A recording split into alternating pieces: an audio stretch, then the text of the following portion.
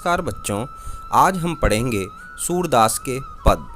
ये पद कृष्ण भक्त कवि सूरदास जी द्वारा रचित सूरसागर के भ्रमर गीत उपभाग से लिए गए हैं। यहाँ प्रसंग है उद्धव और गोपियों के मध्य संवाद का। श्री कृष्ण जब गुरु संदीपन के यहाँ ज्ञानार्जन के लिए गए थे, तब उन्हें ब्रज की बहुत याद सताती थी। वहाँ उनका एक ही मित्र था, उद्धव। वह सदैव रीति नीति की, निर्गुण भ्रम और योग की बातें करता था। लेकिन श्री कृष्ण को यह चिंता हुई कि यह संसार मात्र निर्गुण भ्रम और योग से तो चलेगा नहीं। इसके लिए विरह और प्रेम की भी आवश्यकता है। उद्धव का रंगरूप कृष्ण के समान ही था, पर कृष्ण उन्हें देखकर पछताते थे कि इस मेरे समान रूपवान युवक के पास काश प्रेमपूर्ण बुद्धि भी होती। तब कृष्ण मन बनाते हैं कि क्यों न उद्धव को संदेश लेकर ब्रज भेजा जाए। संदेश भी पहुंच जाएगा और इसे प्रेम का पाठ गोपियां भली भांति पढ़ा देंगी। जब गोपियां व्याकुल होकर उद्धव से कृष्ण के बारे में बातें करती हैं और उनके बारे में जानने को उत्सुक होती हैं, तो वे निराकार भ्रम और योग की बातें करने लगते हैं। तो गोपियां उन्हें काले भंवरे की उपमा देकर उन पर व्यंगपूर्ण कटाक्ष करती हैं। पहले पद उद्धव तुम हो अति बड़भागी में गोपियां निर्गुण भ्रम का उपदेश लेकर आए उद्धव पर व्यंग कटाक्ष करती हुई सगुण प्रेम पंथ की गंभीरता को व्यक्त करते हुए कहती हैं। उद्धव तुम हो अति बड़भागी, उद्धव तुम हो अति बड़भागी, अपरस रहत सने तगाते, नाहिन मन अनुरागी, पुर निपात रहत जल भीतर, तारस देहन दागी, हाँ उद्धव तुम होती बड़भागी, ज्यों जल माहन तेल की गगरी, बूंद न ताको लागी, प्रीति नदी में पाउन बोरियो, दृष्टि न रूप परागी, हाँ उद्धव तुम होती बड़भागी, सूरदास अबला हम भोरी, गुर चाटी ज्यों पागी, हाँ उद्धव तुम होती बड़भागी, हाँ उद्धव तुम होती बड़भागी। चलो अब इस पद की व्याख्या करते हैं। उद्धव तुम हो अति बड़भागी, अपरस रहत सने तगाते, नाहिन मन अनुरागी।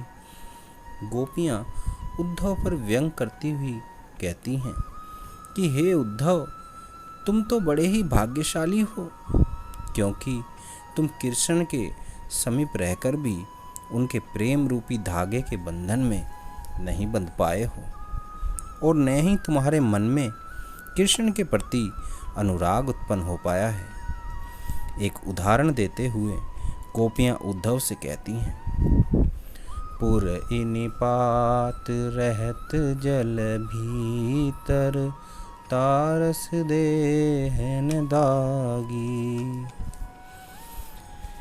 हे उद्धव, कमल का फूल पानी में खिलता है, किंतु उसकी पत्तियों को पानी छू भी नहीं पाता।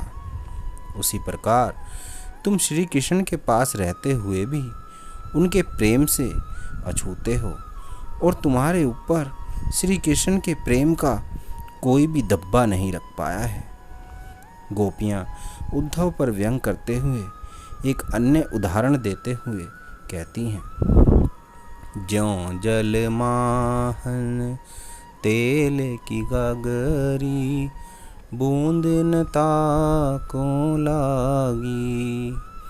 हे उद्धव, जिस प्रकार तेल से चिपड़ी मटकी के पानी में रहने पर भी उस पर पानी की एक बूंद भी नहीं टिक पाती, उसी प्रकार तुम पर भी श्री कृष्ण के रूप सौंदर्य, उनके आकर्षण तथा समीपता का कोई प्रभाव नहीं पड़ा है। गोपियाँ आगे कहती हैं, प्रीति नदी में पाँव न बोरियों, दृष्टि न रूप परागी। अरे उद्धव, तुमने तो प्रेम की नदी में कभी पैर डुबोया ही नहीं। तुम्हारी दृष्टि उनके रूप सौंदर्य पर कभी पड़ी ही नहीं और उस पर तुम मुग्ध भी नहीं हो पाए। गोपियाँ आगे कहती हैं, सूरदास अबला हम भोरी, गुर चाटी जो पागी। गोपियाँ उद्धव से कहती हैं कि हे उद्धव, हमारी दशा तो तुमसे बिल्कुल विपरीत है।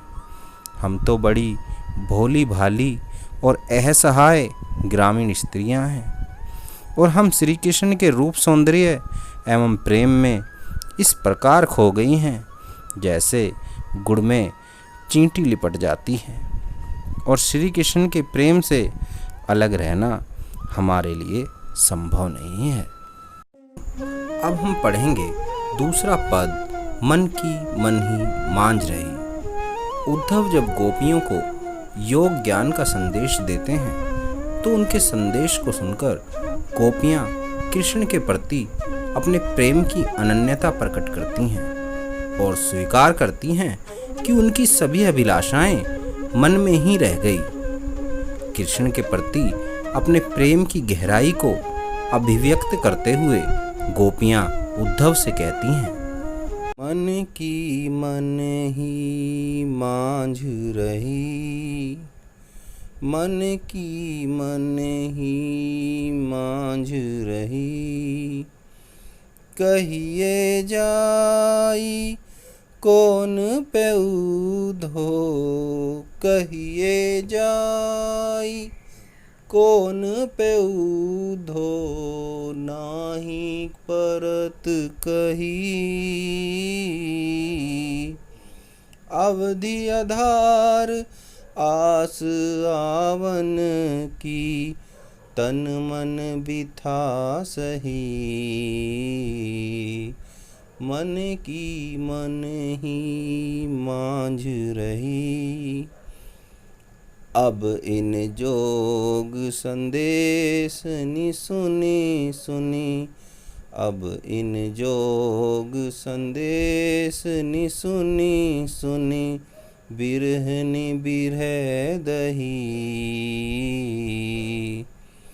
चाहती हूँ ती गुहार जिथी ते, उतते धार बही,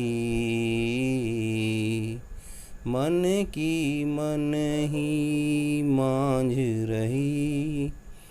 सूरदास अब धीर धरई क्यों, सूरदास अब धीर धरई क्यों, मर्यादान लही,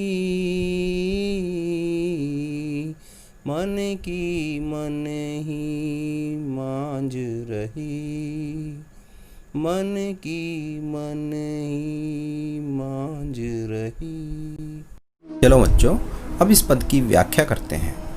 मन की मन ही मांझ रही। गोपियाँ उद्धव से कहती हैं, हे उद्धव, कृष्ण से मिलन की अभिलाषा हमारे मन में ही रह गई। हमें आशा थी कि श्री कृष्ण जल्दी ही लौटेंगे। हम तो उनकी प्रतीक्षा में एक एक दिन काट रही थी। हम कृष्ण से अपने प्रेम की अभिव्यक्ति करना चाहती थी। गोपियाँ आगे कहती हैं, कहिए जाई कौन पेउधो नाही परत कही। हे उद्धव, हम अपने मन का दर्द व्यक्त करना चाहती हैं, लेकिन किसी के सामने कह नहीं पाती, बल्कि उस दर्द को मन में ही दबाने की कोशिश करती हैं। गोपियाँ आगे कहती हैं, अवधि आधार आस आवन की तन मन बिथा सही। हे उद्धव, हर पल हमें कृष्ण के आने की उम्मीद बनी हुई थी, इसलिए शरीर और मन से हर प्रकार की पीड़ा को सहन कर रही थी। हम एक एक दिन इसी प्रतीक्षा में काट रही थी कि कब श्री कृष्ण से भेंट होगी। लेकिन हे उद्धव, अब इन जोग संदेशनी सुनी सुनी बिरहनी बिरह दही। हे उद्धव, तुमने आकर हमें योग ज्ञान का संदेश सुना दिया। इसे सुनकर हम कृष्ण के वियोग में जीने वाली गोपियाँ विरह की आग में जली जा रही हैं। गोपियाँ आगे कहती हैं, चाहती होती गुहारी जिते ते उनते धार बही। और इस विरह की आग से रक्षा करने के लिए हम जिसे पुकार लगाना चाहती थी, उधर से ही यह योग ज्ञान रूपी अग्नि की धारा प्रवाहित हो रही है। हम तो श्री कृष्ण से मिलने के लिए व्याकुल हैं, किंतु श्री कृष्ण योग ज्ञान का संदेश भेजकर हमें विरह की आग में जला रहे हैं। गोपियाँ आगे कहती हैं, सूरदास अब धीर धरहि क्यों मर जा दाने लही। मर जा दाने लही। हे उद्धव, जब श्री कृष्ण ने ही प्रेम की मर्यादा का पालन नहीं किया, तो फिर हम कैसे धैर्य धारण करें। हमने अपने प्रेम को कभी किसी के सम्मुख प्रकट नहीं किया था। हम शांत भाव से कृष्ण के लौटने की प्रतीक्षा कर रही थी, लेकिन जब कृष्ण के योग संदेश ने प्रेम की मर्यादा को तोड़ दिया, तो हमें भी अपनी मर्यादा छोड़कर बोलने पर मजबूर होना पड़ा।